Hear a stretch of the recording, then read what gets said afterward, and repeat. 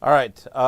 Happy Tuesday evening, everyone. Looks like I need to make a new intro. Apparently, um, the other intro, I guess, is corrupted or something because it doesn't show. So we will do that.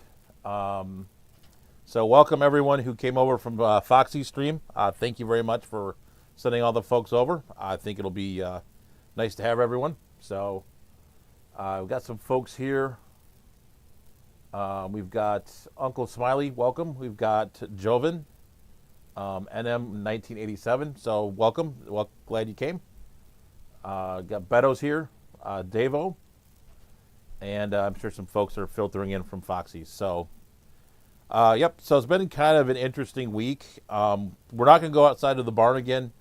One, it's cold. It's kind of like I don't know, 5, 10 degrees or whatever it is. Um, and there's also a small, I don't know what I want to call it.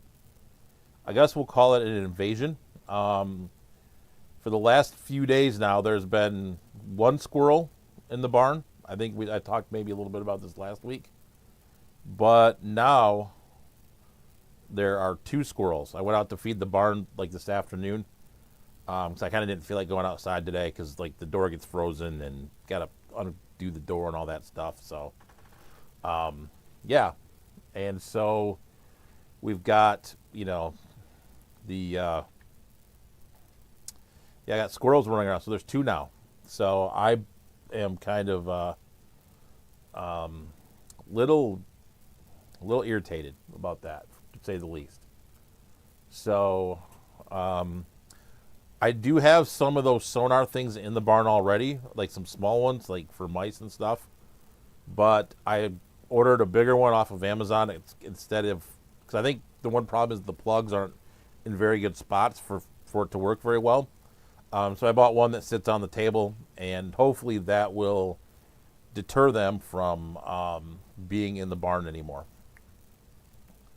So yeah, not fun. So it's unnerving because you can hear them, and then like you can see them, and like they're standing on tanks and they're knocking lights in the water, and I'm kind of getting a little like irritated with it. So if that doesn't work, I guess I'm gonna have to go buy a live trap and try to trap two of them at least, and take them to the woods somewhere. So um, the funny thing is we have some feral cats running around the neighborhood, John, from Select Pet. So I'm kind of hoping they would be a deterrent, which I think they are for a lot of the things that used to roam around the neighborhood. The cats have been here like a yearish or so around the neighborhood, and I can tell you that I think they've been eating a lot of like the mice and things that are around here. Um, but yeah, I mean they're probably eating a lot of the squirrels too. But these two have decided to get in the barn. So yeah, yeah, the barn is warm. So I mean I don't know if it's warm enough for a snake. I don't know if it's snake warm, but yeah, I don't know. Yeah, because I blocked off the spot, Beto, where I thought they were coming in from, because the woodpeckers years ago had made a hole, and I knew the squirrels were coming in. There's like a weird soffit that runs along the left side of the barn, and I plugged that up. Um, yeah, so Zen says to put a cat door in. I could, but then I don't know what damage the cats are gonna do too. So I don't need like a full like animal free for all in there with God knows what roaming around outside. I could get turkeys and raccoons and like yeah, I could have a full blown absolute crap show there. So since we got a good number of folks here, I do kind of want to jump into the topic real quick and talk about all the auctions and swaps. I know I kind of mentioned this last week, when we were talking. So I know this is not the greatest way to do this in terms of like, entertainment value, but I did make a sheet I didn't make an Excel sheet. Kind of want to walk you through that and let you guys decide what you think about the number of auctions and swaps we have. So,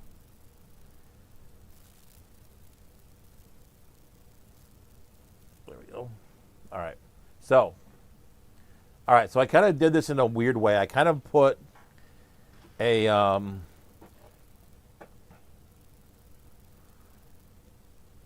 sorry for the flipping screens. So, yeah. So basically here, I've laid it out kind of in a inner ring, kind of something I would get up in the morning and drive to, and then I kind of made an outer ring of events that you could go to and maybe stay the night in the hotel the night before. So, all right. So what I did here is I kind of, this first part's the inner ring. I obviously put the date, put the event, and then the event right next to it. All right. So, for this weekend, for example, there's nothing like localish. I mean, this inner ring was kind of localish, West Michigan, Northwest Ohio. I think I put Fort Wayne in here too, but so you've got like, for this weekend, you could go to Chicago and go to two things. And I did put the miles from the fish barn. So you've got the Greenwater Swap. You can go to, that's in Tinley Park, Illinois, which is kind of south of Chicago. And then you've got Cincinnati, which is kind of funny. If you look at Detroit, you're actually close to, you're kind of close to a lot of places within like that 5-6 hour driving range. So, I kind of cut it off at Cincinnati. I didn't put like Kentucky, like Select Pat was saying there might be more. Like I kind of decided to leave the line at kind of Ohio, Pennsylvania. So yeah, so it's like Cincinnati's like 4 hours, 4.5 hours. Like I've done that a bunch of times. So you can go to Chicago or Cincinnati, and and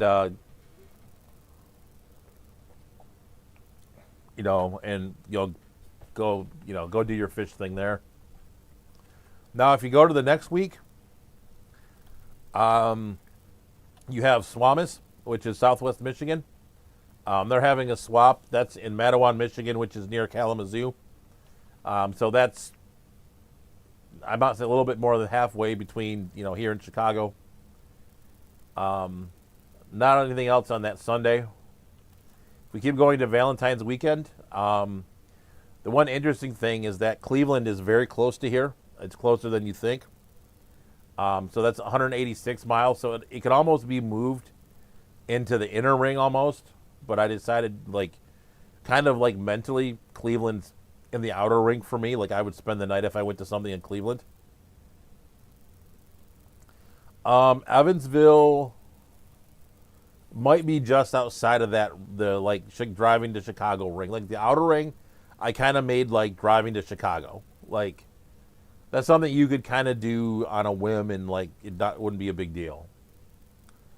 Then going past Valentine's weekend, we've got the Southeast Michigan Aquarium Society swap. That's Metro Detroit area. That's Allen Park, which is, for those of you familiar with Detroit, is downriver. And then you've got the Circle City swap if you want to go to Indianapolis. Again, it's in that same radius as Chicago. So, and bear in mind, if you actually want to go to these, check the actual club website, because I just put the city, right? Like for Circle City, I didn't look up which suburb of Indianapolis it was, so it's probably in a suburb somewhere. I just put hey, what's Indianapolis from here? So next up is my home club, which is Motor City Aquarium Society auction. That's 23 miles from here. That's in Sterling Heights, Michigan. And I'm kind of bummed that it's the same weekend as Akron, because I kind of wanted to go to Akron this year. But I don't want to go do our auction and then be tired and then get in the car again and drive to Akron. So, but Akron, That's another good one. Now I am leaving out some Ohio clubs because I couldn't find their information about their auctions. I know of at least a couple that are not on here that should be. There's one club called Neofish, which is Northeast Ohio, which I think is very close to Cleveland, maybe like the northeast part of Cleveland. And there's Medina, which is near Akron. I know they have an auction usually in this time frame too. So, so there's more like I think like every county in Ohio I think has a fish club. Because like around the Cleveland area there is like a billion different fish clubs. So I know I don't have all of them. So you can go to Akron here, and then next one here. This is done by an individual. Hey Kelly, how's it going? Hope you're doing well.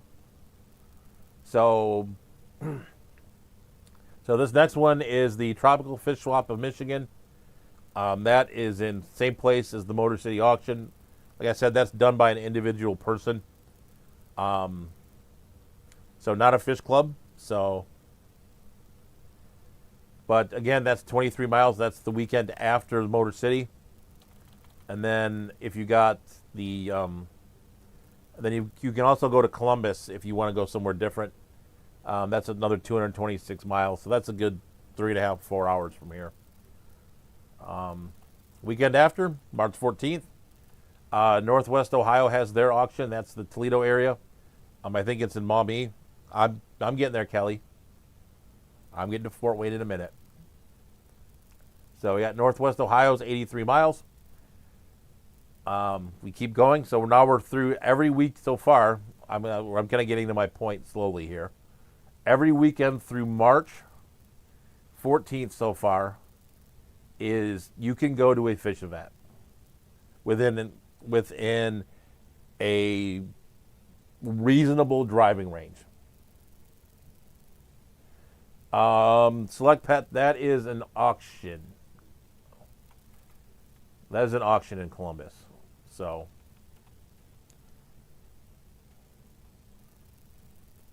we're now to like I said, March 14th. Moving on to March 21st, you can do all kinds of things.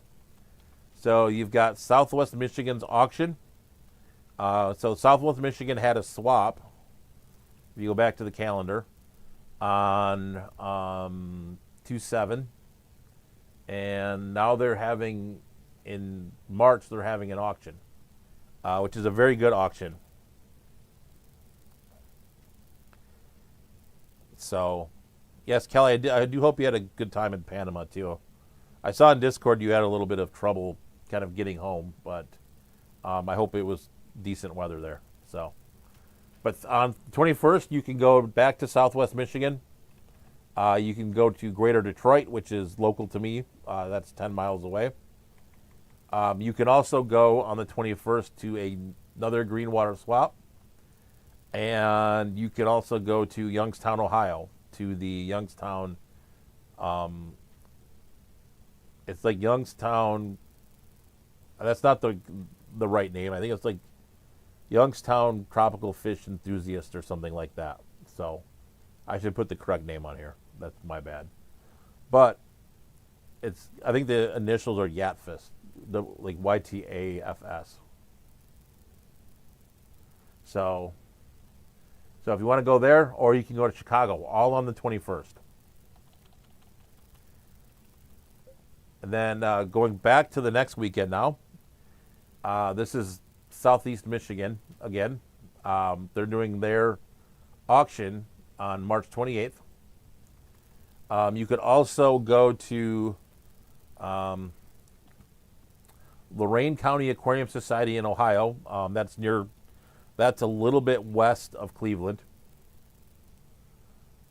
And so that's almost in the same range as Swamis. Like if you look at the mileage, 157 versus 167. So, you could almost put that in the inner ring. So, and then you've got another GCCA swap on the 29th. So, now the only weekend so far that we do not have an event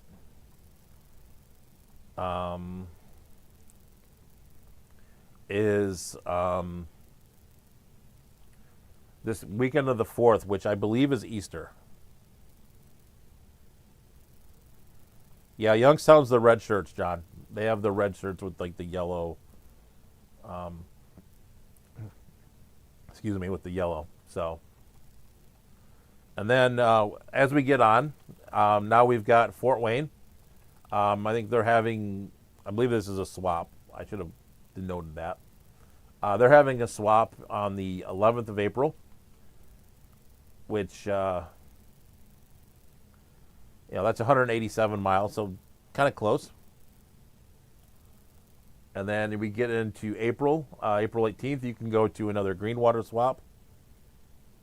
And then as we get towards May, you can go to Michiana Tropical Magic for the 25th and 26th.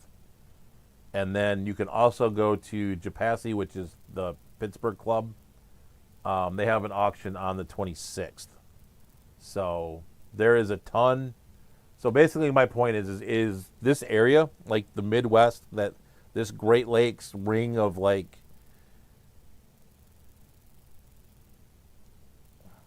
this wing, this little area of like Michigan, Pennsylvania, like Western Pennsylvania, Ohio, Indiana, Illinois. You can do. There is an event every single weekend that you could go to, other than Easter weekend. So I want to know in the chat what you guys kind of think of that. I think this is spread out enough that, like, if you live in like Chicago, you're more than likely probably not going to Detroit. We've had people from like Youngstown come to our club before. We've gone to Youngstown, so there's just a lot of events like in the like key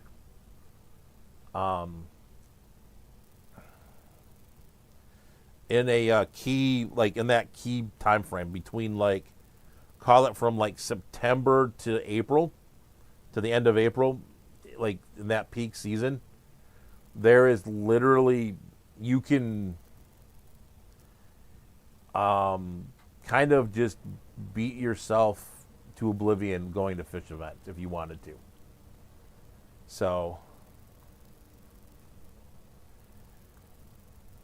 yeah, and like I said, I don't have all the events here. I know there's more Ohio fish clubs.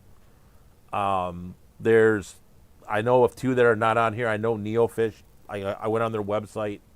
They don't have anything listed. I'm assuming they would do something. And then, Joven, go look at my channel. There are a bunch of auction and swap mostly auction videos. So if you go in the go on my channel, kind of just look through the videos. There are a bunch of auction videos in there. So, I mean, I think it's kind of oversaturated. Like, if you look at Metro Detroit alone, I mean, you've got, this is Kalamazoo, and I don't have Grand Valley on here either from on the, like, call it the inner ring.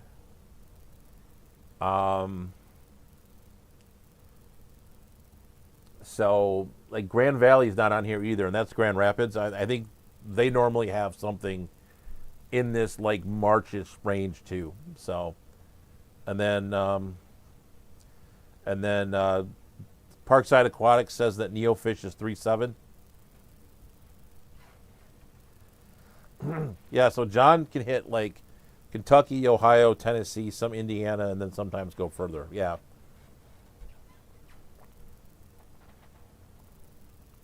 Like, Lexington is not, like, that far.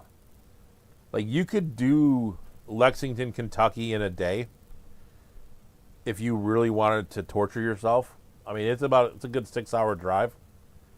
So if you really were into getting up at 4 a.m, driving to Kentucky, and then, the problem, though, is you have to get through Cincinnati. I've had decent luck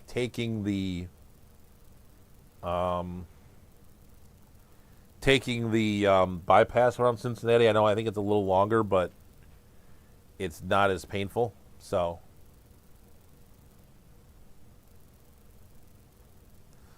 in my tanks, I said the percentage of fish keepers that are actually aware of and attend clubs is so low. I think you can only oversaturate if your meetings are too close together in time and auction. So, yeah. So I think from a money standpoint, I think there's enough money because they're spread out enough, like in terms of like big metropolitan areas that they're not stepping on each other. Like, Cleveland and Chicago are. I mean, that's an 8-hour drive. Like, for example, if we look at the 31st, right? Cleveland and Chicago are 8 hours apart. So maybe even a little bit more than that. So, so yeah. So those two are like they're not going to be a conflict, you know. And then so they do kind of a good job, and I know the clubs do talk somewhat. I know there's been some in the past, some emails that have been kind of back and forth with each other, in terms of you schedule over my date, I schedule over yours, blah, blah, blah, blah, blah. But, I mean, everyone needs to, all the clubs need to make their money too. I mean, the only one that's not a club is this Tropical Fish Swap of Michigan, which is kind of its own kind of thing. And then In My Tank says the bigger issue if it's the same breeders, vendors, fish at every event, then it feels oversaturated. Um, it kind of is. This not really. I think in different areas you get a different vibe. So like if you go to Swamis, for example, for example, if you go to Southwest Michigan, you're going to get a lot of live bears, and then it's generally a smaller auction, and then some other stuff in between. Though I think like Ed is just saying here, I think if you get in that band of Cleveland, Akron, Youngstown, Pittsburgh band, I think you're going to run into a lot of the same folks. You're going to get your Eric Bodrocks in that area. You're going to get, some other folks, kind of the same guys. I think there's, what's that guy? I think there's a guy named like Larry Seacower, I think, and there's a few other guys that are like wholesalers and like are kind of getting stuff. There's kind of an element now of like pseudo business breeder hobbyist people, we'll call them, who kind of have an in on kind of getting wholesale fish. And so there's some folks that they come in with different stuff, like they'll come in with tetras or something. I'm like, you didn't breed that. I know you, and I know you didn't breed that. So there's a little bit of that going around. It is what it is. I mean, I'm kind of ambivalent, or kind of don't really have much of an opinion to it. So, yeah. So I don't know. What do you guys think? It's and I think one of the things too. So Beto's talking about, is for me, it's difficult to justify going to swaps when I have so many good local stores. I think it depends on the stores. I know there's a store owner that's kind of around here that's kind of tired of all the swaps. He kind of he's not come out and directly said it, but I think he kind of feels that that he's sort of that they're kind of taking away from the local fish store a little bit now. There's so many of them that they're kind of taking away from the local fish store. So John from Select Pet says to the ones I've been to, there are some of the same, but there's also lots different too. The ones closer the events are to one another distance wise, the more different. So Tennessee is very different than Ohio. Yeah, I think Tennessee. Um, yeah, I think Tennessee's fish keeping hobby, like at least when I went down there for the thing James did that he did with Kenny, it seemed to be a newer hobby. Like there was a lot of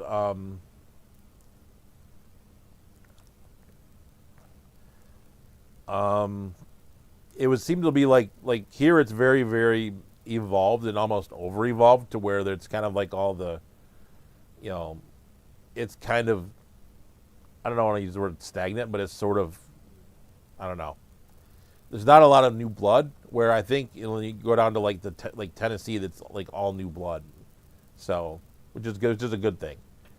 So Kelly's asking, do I know anything about chocolate neon tetras? She saw some at Prusa. They are Hyphessa Bricon. They look super cool. Let me look that up. We're gonna go do some screen sharing here, and we will look that up.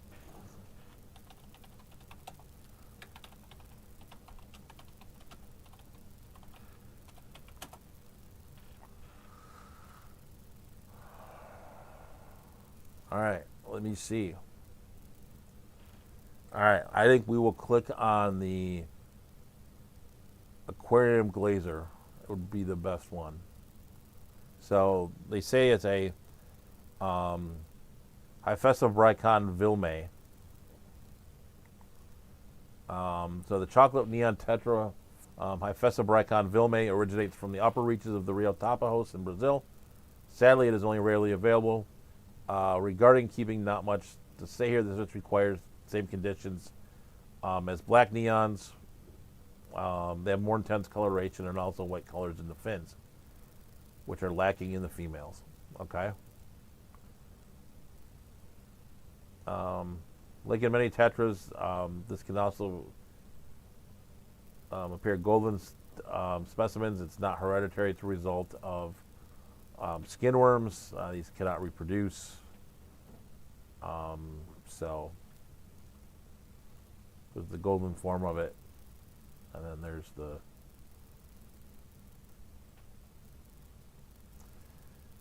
so yeah, looks like a cool fish.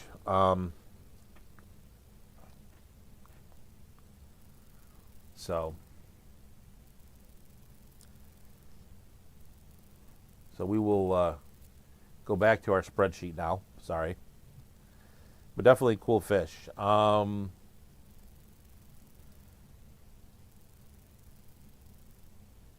me see here. All right. So Ed said, to me, I think it would make sense if the clubs in Ohio and Pittsburgh work collectively on a big event instead. That area could definitely support one. I know there's the OCA. I mean, that's obviously a big event. But if someone did something in the spring, you know, and you got all the people aligned so that, you know, feelings weren't hurt and, you know, not one group took all the money and things like that, I think it would work. But you got to make sure that, you know, the money is equally done and all that stuff. But I think it would work.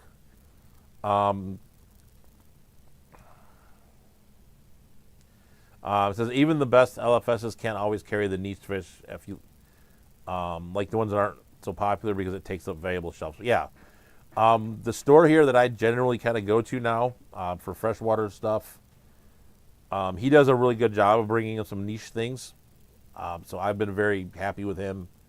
I've got stuff that's bred for me from his store. So if you want to check out Fishy Biz Aquatics in Farmington, Michigan, that's a great place to go.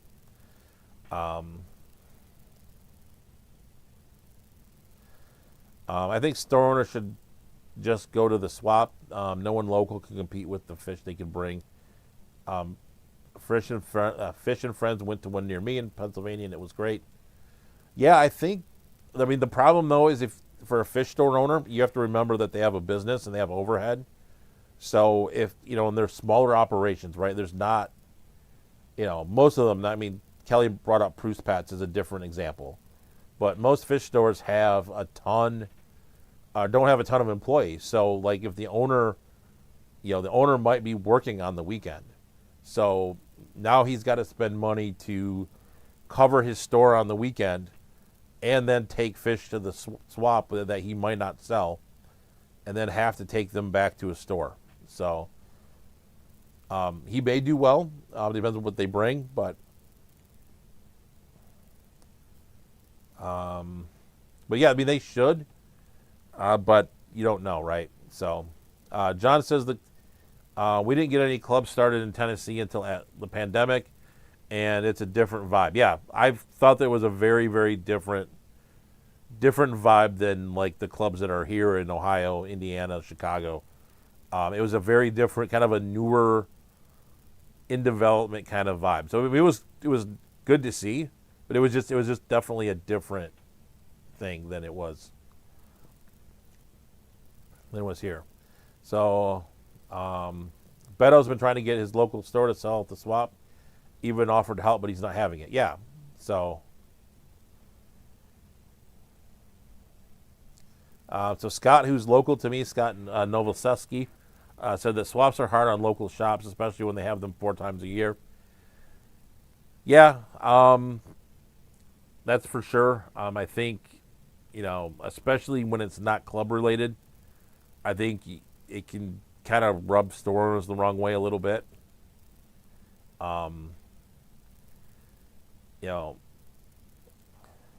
So in my tanks, is business is competition. If you're complaining about competition, then you're not working hard enough.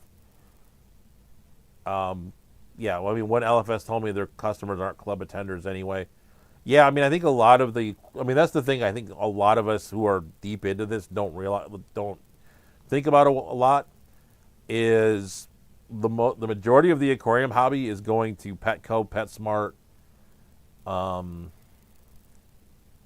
etc. Because they want to just buy guppies and platies and things like that. So they're just going to go to their local PetSmart and that's kind of it. They're not going to go dig any deeper into it, because I mean, unfortunately for a lot of the aquarium hobby, fish are kind of disposable, which is not the way I think about it. But I think for a lot of people, the fish dies and then they just go buy another one, and the cycle repeats itself. And I think the average person stays in the hobby like 18 months. So, I mean, if you look at YouTube, right? If you look at the channels, if you go on on my channel, for example, the largest viewing videos are things of are like guppies, mollies, yellow labs. Like my largest, most viewed videos are like swordtails, like all the really popular fish. If I do a care guide on a Gadaeid, I mean, I might get, depending on the fish. I think there's a couple Gadaeid videos I have out there that have over 1,000 views, but the most of them are like 300, 400, 500 views at the most. So.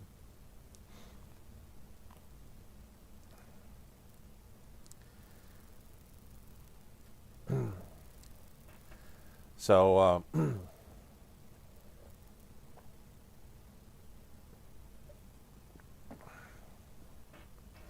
right, so Select Pet says, in my area, that's possible. Where some areas in rural Kentucky, the closest airport to get fish is 3 hours away, one way. That's closing the store for a minimum of 6 hours to go pick up fish.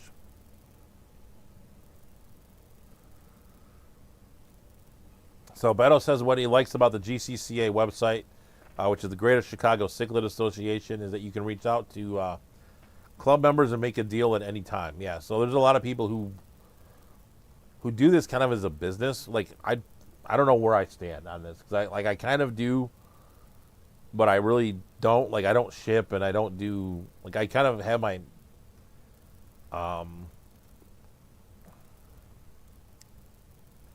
I kind of dip my toes in it, but I don't go full bore into it.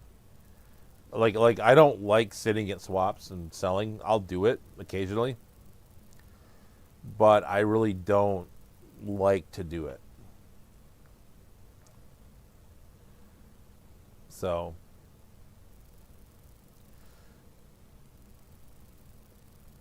yeah. So Aquahuna was driving 4 hours to shop stuff off for a while to ship stuff out for a while. They're having issues with their hub. Okay.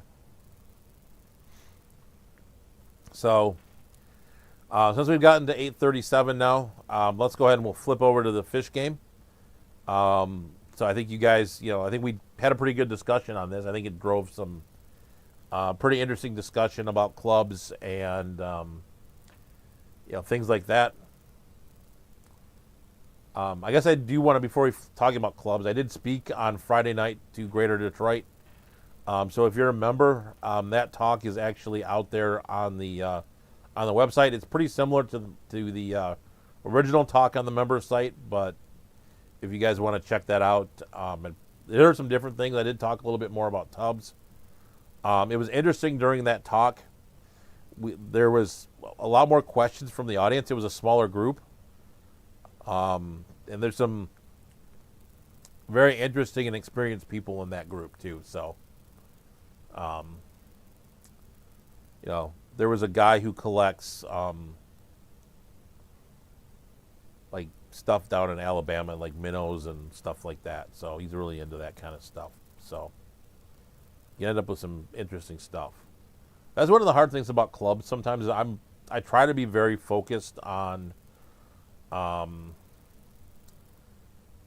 buying like on my good ads and like rare library stuff, but then I end up like going to a club meeting and I end up with like Apistos and rainbow fish and whatever else. So hello, Garage Gills. So all right, we'll flip it over to the fish game now. Chelsea was hold on a minute. We're gonna flip screens for a second because I'm gonna show you the answers if I don't. I was not on my game with where I had this started at. Hold on.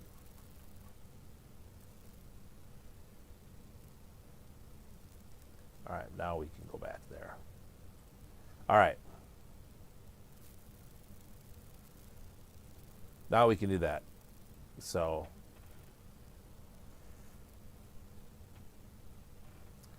all right, hopefully you didn't see the last one. All right, so we're going to talk about, are they basic?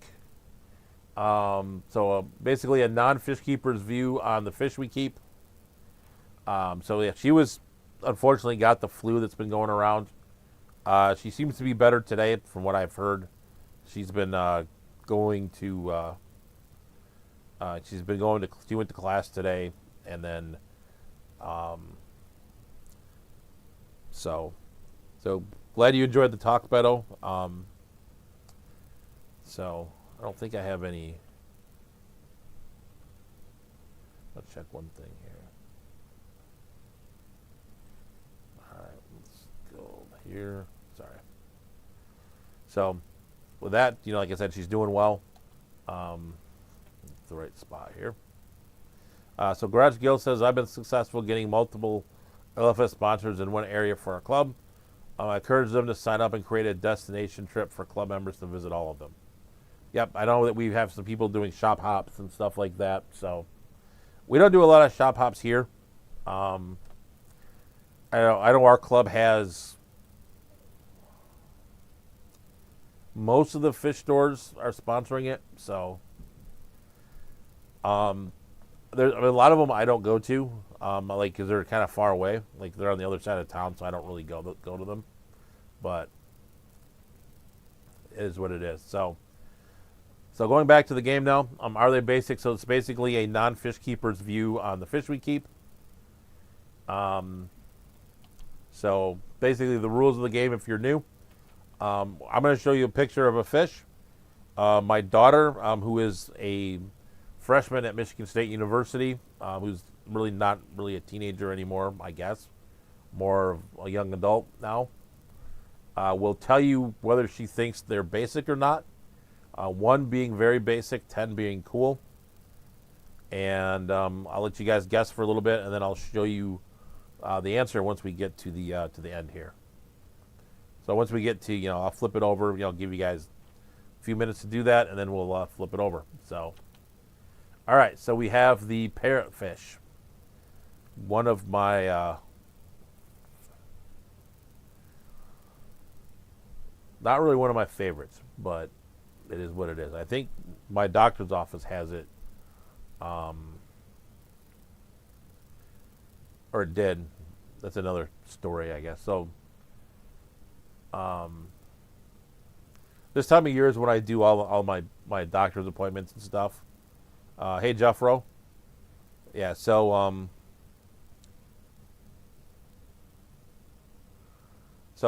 yeah, so I do all my like my physical and stuff like in the month of January, and my doctor's office actually caught on fire like sometime last year, and so now my doctor's office and my dentist office is in the same building. So Zenny is trying to telepathically connect with my daughter. That um,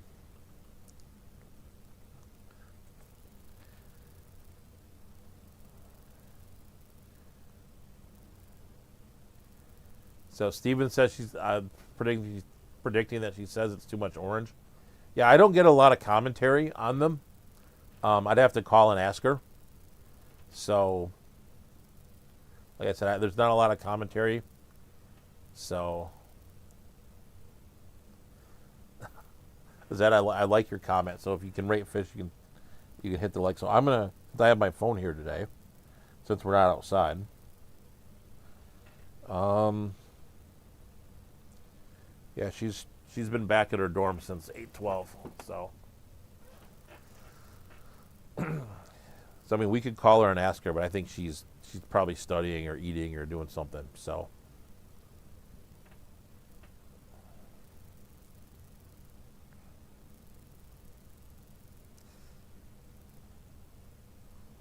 All right, so we'll give it a few minutes here, and then, but like I said, I've been having to go to the like the doing a lot of the doctor's appointments and stuff. This especially like this week. I had to get 2 crowns yesterday too, so that was pleasant. But yeah, and I think my dentist like messed up with the he didn't get the nerve, and so I think I kind of basically like you know, kind of raw dogged getting my 2 crowns put on without any, basically with very little numbing. So it wasn't that bad actually. I just kind of had to. There was a few moments of it was kind of a little more weird than anything, but I just sort of had to. I decided other than stopping the entire thing and having him like redo it and me hating being numbed anyway. So I decided to just like let it be and get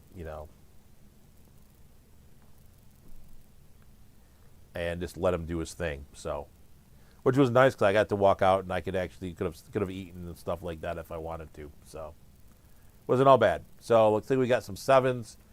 No, I am kind of like I hate the Novocaine worse than the drilling. Like I've done cavities before. If it was a cavity, I would have just been like, just go do it. Like I don't feel a lot of pain in my teeth for whatever reason. Like I had cracked one of my teeth, which is why I got the had to get one of the crowns, and I'm like, he's like, you didn't even know you did it, did you? I'm like, no. So like, so yeah, I've been known to raw dog basically like the cavities now because it's just not worth it. Like I remember one time I got numbed up and I started like biting the side of my face. I tried to eat right afterwards because I was hungry, and I like bit a chunk of my tongue, and like it was just bad. It was just the kind of a bad scene. So I decided to try it one time, and I'm like, this isn't so bad. Like it never hurt. So I just like whatever. I'm like, just go do your thing, man. Though I have a no. So this is something I'm proud of, and I may put this on my tombstone. Um, is that I broke. He had a little C-shaped, a little like C-shaped biter biscuit thing that when I first went to see him. Um, and he put it in my mouth, and I snapped it in half. And I am the only one of his patients to snap his little biter biscuit thing in half. And so this time he went to go do it. He's like, "Yeah, since you're getting two of them done, I'm gonna go ahead and put the biter thing in your mouth so your jaw can rest." And I'm like, "You forgot, didn't you?" I'm like, "I think you forgot that I broke your biter biscuit." He's like, "Oh yeah, I forgot about that." I said, "Yeah, I think we're good." He's like, "Yeah, I think we are too." So I'm notorious at the dentist office for breaking his stuff. So I have a little bit of a reputation. So Steven said, "I've had a couple of tooth infections." Yeah, that's different. Yeah, it might have just been like normal kind of run of the mill cavities. It's a toss up between that and the kidney stones. Yeah, that I can see that, because I made the mistake of having my wisdom teeth out when I was in my 30s, like 30, I was 31. Chelsea was actually like, my wife was 8 months pregnant with Chelsea when I had my wisdom teeth out. So, and I turned 50 on Saturday, so that'll give you some context to it. So yeah, so I had them out, and that was, yeah. So I was taking the what was it, Motrin 600s, and that was fine, and then I ran out, and I thought I'd be good because I took it for like 2 weeks or whatever, and I tell you what, that was some of the worst pain I've ever had. So I can completely agree, Stephen, that that can be absolutely brutal. But yeah, like I said, I kind of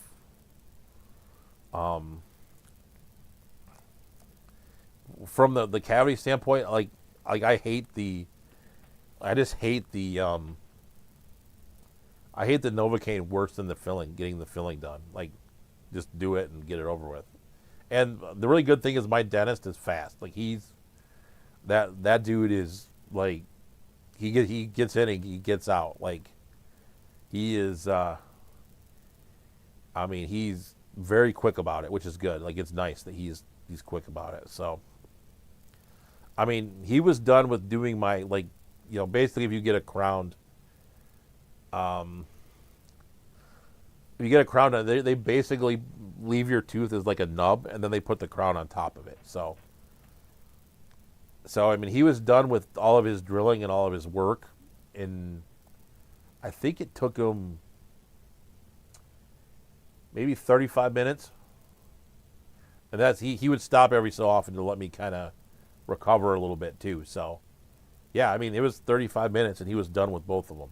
So he was not like he was in there messing around for hours with it. So so thank you, Zen. Thank you, Scott. So since 50 seems like a long time ago, yeah, that's true. So since we've been having this parrotfish up for a while, and I've been talking about the dentist and everything else, let's go ahead and flip that over to a basic rating, 7 out of 10. So she gave that a pretty good score, and I think some of you guys got that. I know I've been kind of meandering along, talking about the dentist and everything else. So we got Garage Gills. Jonathan Colvin got it with his first, got it. So then we've got Uncle Smiley, Sean Putnam. Yeah, quite a few of you guys got it. Some of the others were close. So, all right, let's flip to the next one. We've got the Glowfish. So I decided to throw the Glowfish out here to see does the marketing work or not. So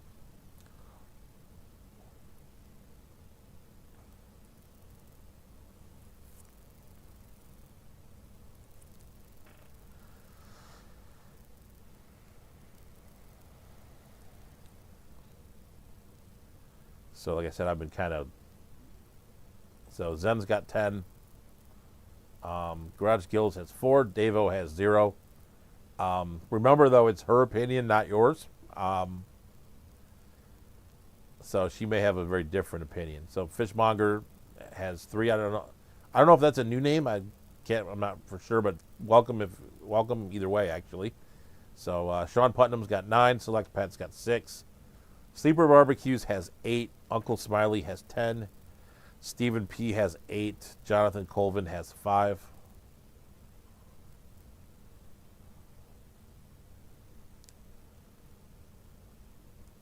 So Davo gave it a 1.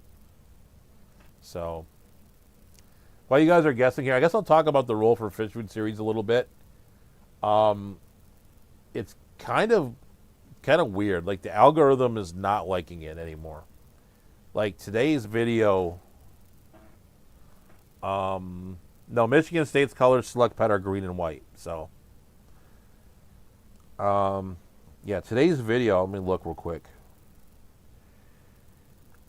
Like, it's kind of fallen off a cliff, and I don't know if it's like my editing on it or what, but like today it got like 73 views. So like that was like not really good. So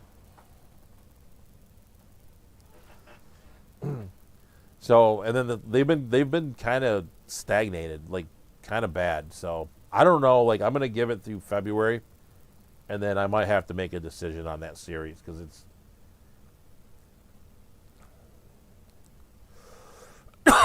kind of I don't know.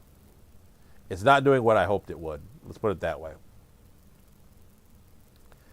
It started off kind of not bad, and then it kind of is nosedived here. Like, I've been watching them, and I think I'm doing better in terms of like the sheets and everything. Like the last group I did, I made the sheets bigger, the lettering on it bigger, so it would be easier to read. So maybe that will work a little bit. But I'm gonna, like I said, I'll give it till like the end of February, and then I need to probably evaluate what to do with it, because like for the effort that it takes to do that, like I'm not gonna do that for 73 views. So, but I mean, but it's interesting though. The watch time on that one was really good. It was 53%, which for me is pretty good. A lot of them have been in like the 20% range. So, we'll give you guys another couple seconds here to go through that.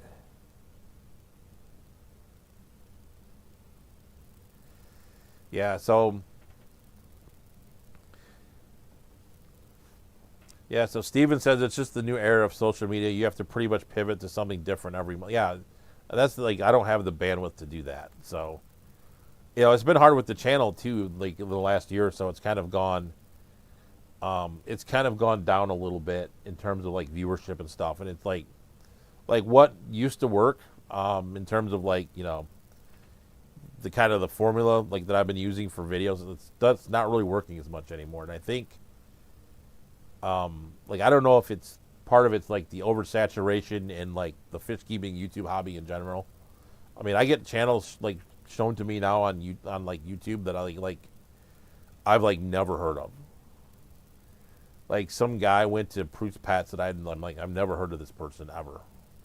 So I don't know if there's like so many people in fish keeping YouTube now that it's just like oversaturated, or I don't know what it is. So, and then we'll go ahead here and we'll flip it to the ranking here. So we got a 9 out of 10 for the basic ranking here. So,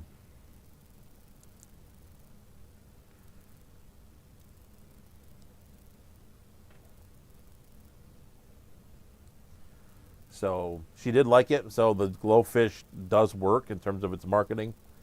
So did anyone get 9? Sean Putnam got 9. Smiley was 10. A bunch of 8s. Zen went for 10 as well. So, Scott.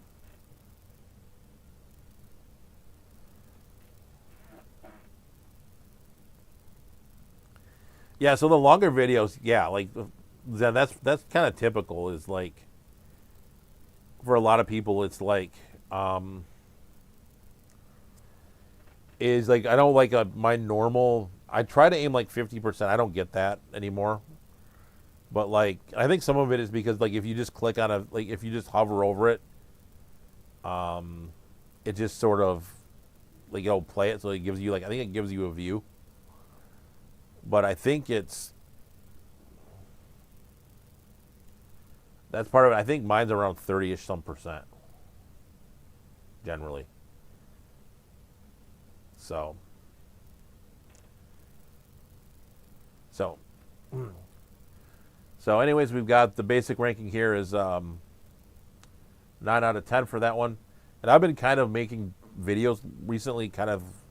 I've been kind of on demon mode, making videos. Like for the Roll for Fish Food series, I'm like halfway through February. I'm to the 16th of February, and then for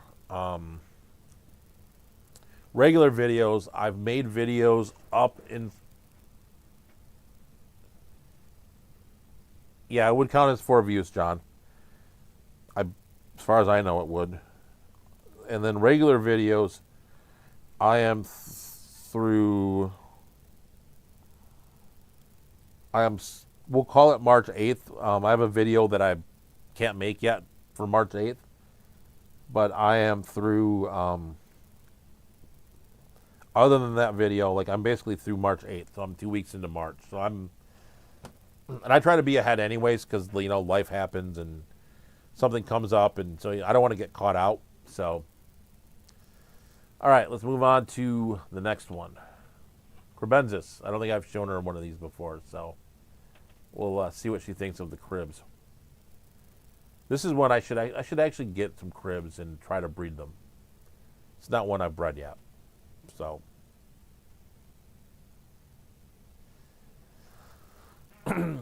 No, I mean Zen. I mean one of the things. No, I mean John. I mean if you've seen it, like don't. I'm not trying to like throw a pity party with that. I'm just kind of saying that like it's kind of I've just noticed that things have kind of gone in a different direction in terms of viewership and stuff like. And I could reach out to some folks and see if that's kind of a trend. But I think there's just a lot of fish channels. And I think that's kind of part of it. And part of it too, and I know this is like my content, like a lot of it is geared towards very specific people in terms of like what fish people like and things like that. And and so I'm kind of at this stage of like,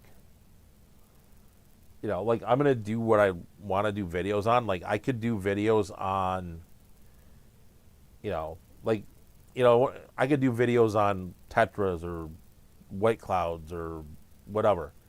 And I kind of have a rule in general that I kind of have to breed it before I do a video on it. Like, but I am going to break that because I am going to probably do a goldfish video just because I think that one would do very well. So I think I will do a care guide video on goldfish just because. Oh, no problem. Oh, that's cool, John, that you watched the black chin video again. I need to go work on thumbnails too.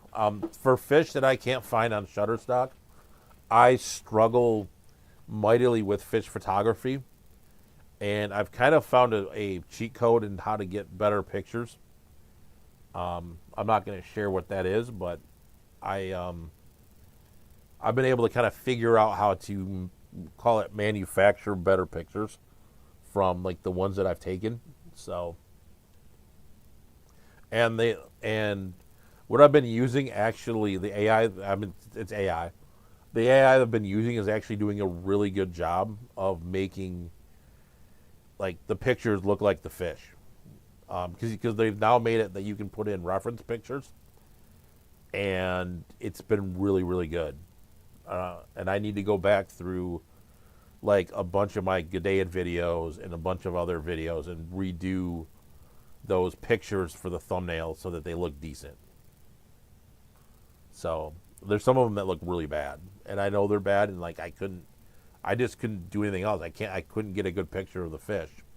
So I'll, which is, it's kind of ruining the talent aspect of making videos. Because like if you get someone like Jimmy who can take that picture and make it look beautiful and do all that, like I don't have the ability to do that.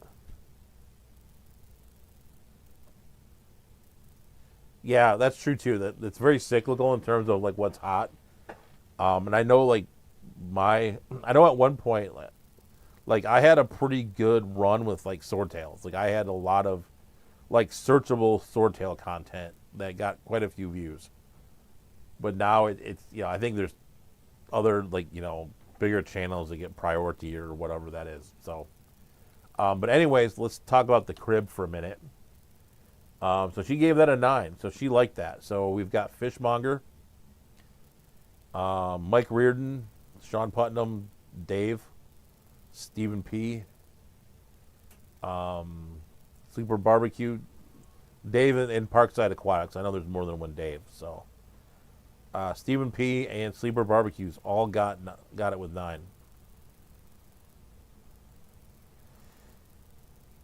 I could probably ask that. I'm gonna make an admission.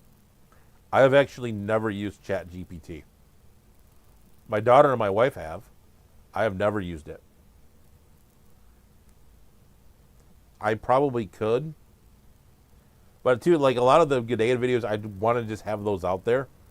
And I've gone through most of the ones that I've done. I think there's a couple that I haven't done yet, but.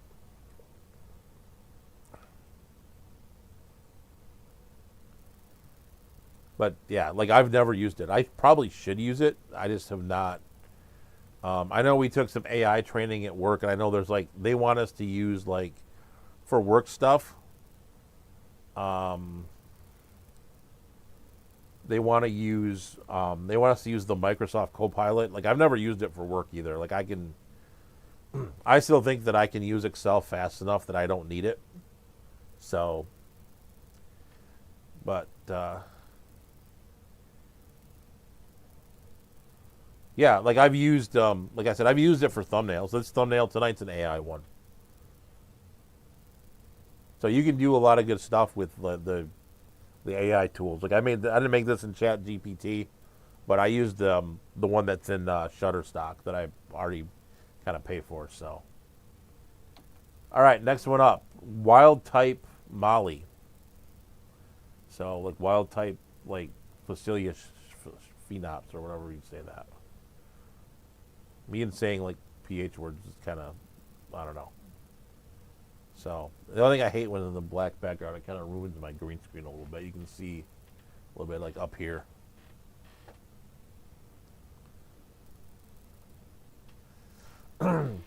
So Steven said the last time he used deep research for that, it was moving towards lower maintenance solutions. Okay, so it said it was.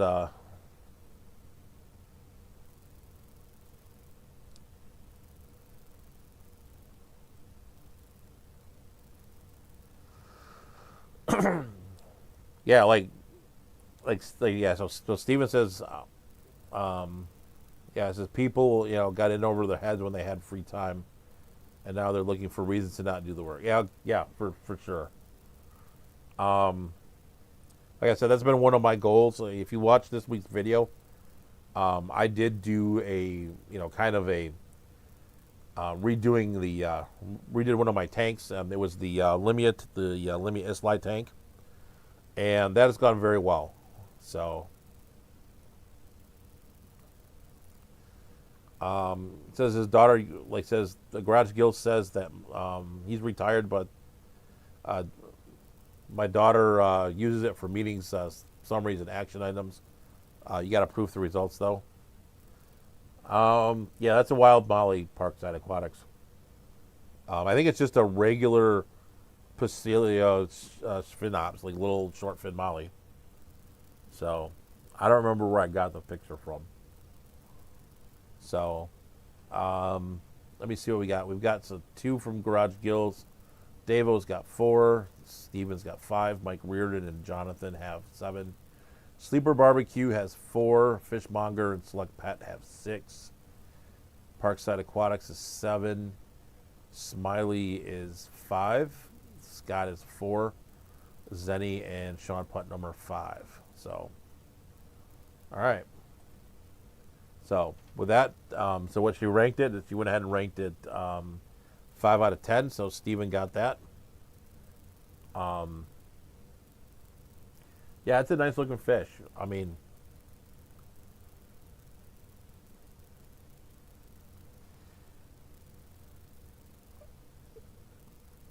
So,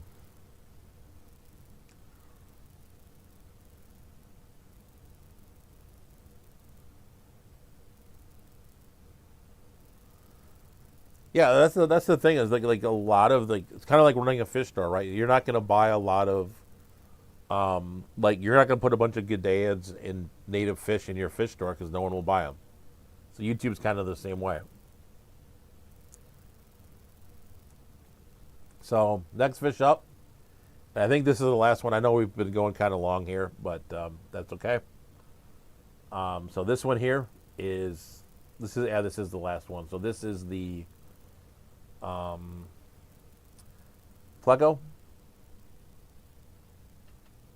It looks kind of like I don't remember. I didn't look at what type this was.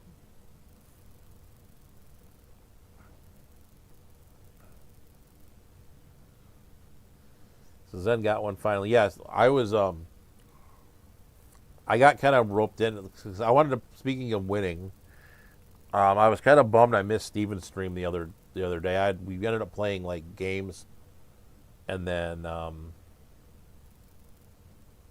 things like that. So I ended up playing games with my kids, and I had my talk too. So I kind of got back late, and then ended up doing kind of other stuff. So,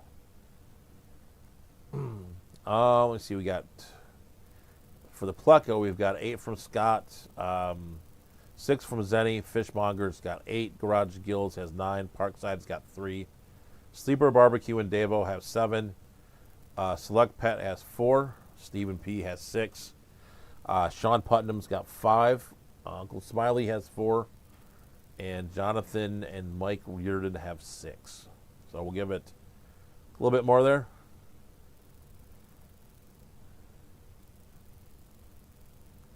Yeah, I don't really like the like crazy, like, you know, hey, we're gonna do something wild. We're gonna go, you know. Yeah, I agree, Steve. But that's kind of why I was just like, you get that realization, especially when the first one leaves. It's like, hey, I should, go spend that time and play the games upstairs, and do that thing. So yeah, so she's, yeah, I mean, we're halfway through her sophomore year now. So, there's a chance that we may be empty nesting it like in the next 2.5 years. Which will be interesting.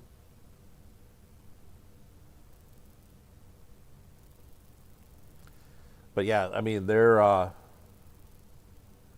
both doing well, so.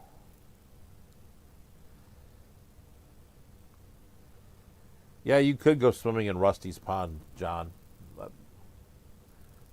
I'd go swimming in Rusty's Pond. I still got a camera in Rusty's Pond. If you go back I got a really good video of his sea turtle. Yeah, it's got it. Like I'm not. No, Chelsea's a freshman in college. Katie is a sophomore in high school.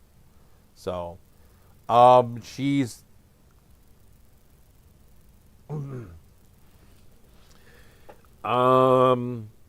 she's wanting to do dietetics, so like a dietitian track, maybe doing physician assistant for her major. So Steven says Lillian is a high school freshman and wanting to graduate a year early. Yeah, I would tell you I was kind of thinking about this the other day.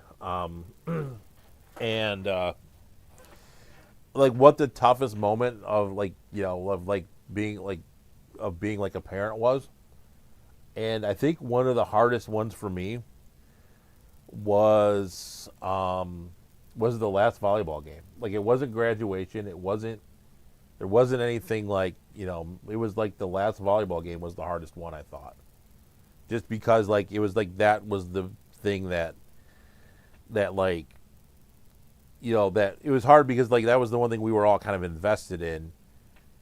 We were invested in the other stuff too, don't get me wrong, but it was like the one thing that we all kind of did. Because the rest of it you don't really see when they're in school, right? You don't see that they got an A on a test or anything until you get the report card at the end.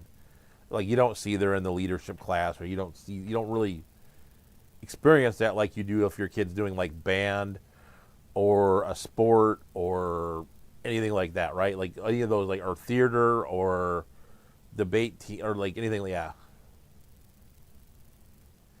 Oh, you got me going now. Sorry, Steven. My bad. No, but I was thinking about that. I think about that a little bit, and it was like, yeah, it's like the last one. It was the hardest one to take out of like even like graduation and the open house and all the other stuff was the last volleyball game. And um, yeah, the last, like the last sport, like Sean says, the last football game hit. Yeah, that hits harder than like I think a lot of the school stuff for whatever. Even if, like I said, like if it's band or theater or whatever, like call it performance, right? That they're doing. That last one hits a little different. It hits harder than like than it would be like if you're doing like if they just walk through and graduate. Because Katie's different. Like Katie is not really into the sports or like anything like that. So yeah, I think in our school, I think Stephen. Let me go back up here. There's a general. It said Lillian's High School even let them do distance learning classes for college credit for their fourth year to stay on the high school campus, and she doesn't even want to do that. Yes, Chelsea took, and I think she said it was a really good thing for her. Her senior year, she had like a late start, and she took a couple classes at the community college that's up the road here, which really worked out well for her. She said that was a really good thing for her in terms of like going to preparing for college because the expectations were different, right? Like you had to, even though it was community college, you still had to act like an adult, go to class, study, and do those. So it really helped her, I think, kind of makes the transition easier to Michigan State than it would be otherwise. So, and so John says, my oldest is a junior in high school. She's at a work at her own pace program, and the school told her to stop doing work. To stop doing schoolwork, she's not allowed to graduate early. Yeah, I know the local district here changed the graduation requirements because there was a girl that did that too. Like she somehow managed to graduate like a year early. It was some kid I hadn't heard of. I'm like, who's that? Like we were at like the honors assembly, and I'm like, who's this kid? I'm like, you kind of knew who all the kids were, right? And I was like, who's this? And I'm like, oh, she graduated a year early. So yeah, there was another one of my daughter's friends did that. She had enough credits. Like I think you have to take like the 4 years of English in Michigan, and so I think the first semester of her freshman year, she did the to the two English class. She took two different English classes to get that credit. I think Zenny said something too. Yeah, we'll flip the fish here in a minute, and I'll stop with the school stuff. So getting sad country song vibes. I'm gonna need to go stuff my feelings down with cake and cookies if we don't move on. Yep. I think there's one more question. Zenny said you could just be bad at preparing your children for the real world, and they can never leave like me.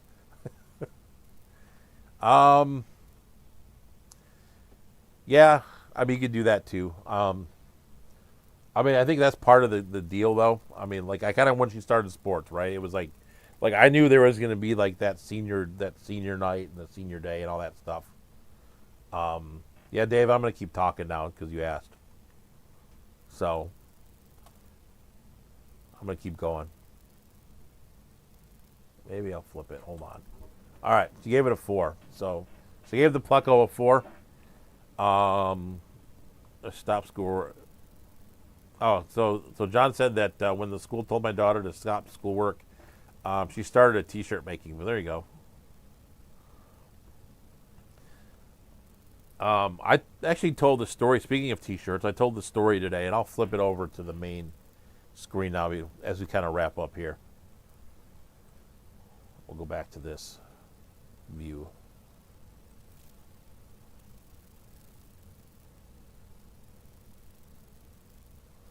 But yeah, I actually told this story today, and now I'm gonna go look for it. Hold on. Is that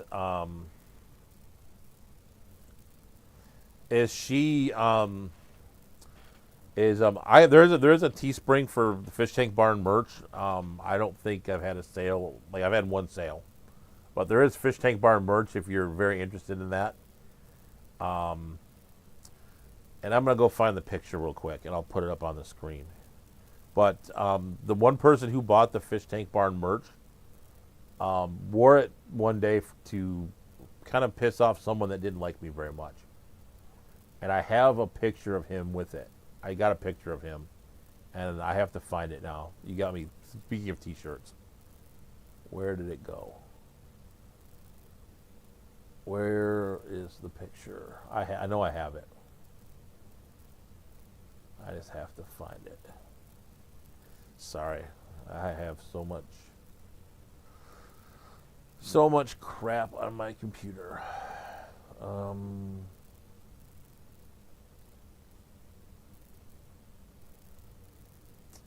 Sorry, give me a minute. Give me a minute here. Am I on the right screen? Should be. No, Scott, I don't think it's anyone you know. Why is it showing? That's weird. All right, let me keep looking here. I will find it. Just give me a second. Maybe it's in... Oh, I know where it is. Hold on. Hold on.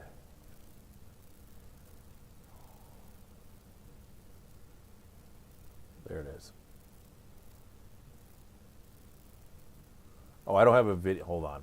We're going to have to put it in a... Hold on. We're going to have to make another slide. Give me a second.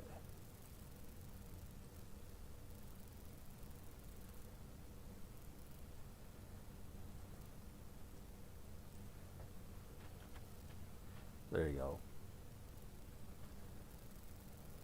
All right. So, I am going to show you this because that's the that was the Fish Tank Barn merch at the time. So he wore that. That's when I used to like point in thumbnails, which was so hideous. So no, I don't think it's anyone you know, Scott. But yeah, so this was it was a clownfish and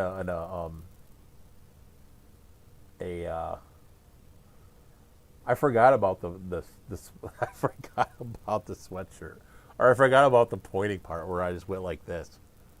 But yeah, so she was not happy with that. She was very pissed, and it was probably one of my favorite moments of like being like a fish YouTuber. So was him buying this shirt, and I think he bought one for his kid too. And that came up today. Someone reminded me of it. So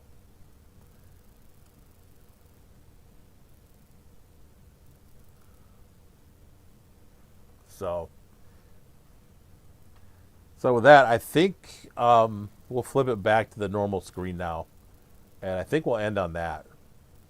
I may have to use that for a thumbnail someday. He has watched the channel, but he might be on. You never know. But that was one of my favorite moments, was him. Scott, that was CTC. That was 100% CTC. So I want to thank Foxy and Poplin for having everyone come over here tonight. Thank you for the redirect. That was very kind of you. Also, if you go into my videos, there is, if you're interested in buying Aquarium Co-op products, if you go into the shopping, like little shopping icon, you can buy. You can directly go to the Aquarium Co-op website. If you buy anything, I do get a small little commission for it. So if you do that, I would appreciate it. Not required, obviously, but definitely would be more than helpful. So I think with that, we went almost an hour and a half tonight. So thank you for everyone who came. This was a really good stream. It's not been the greatest day.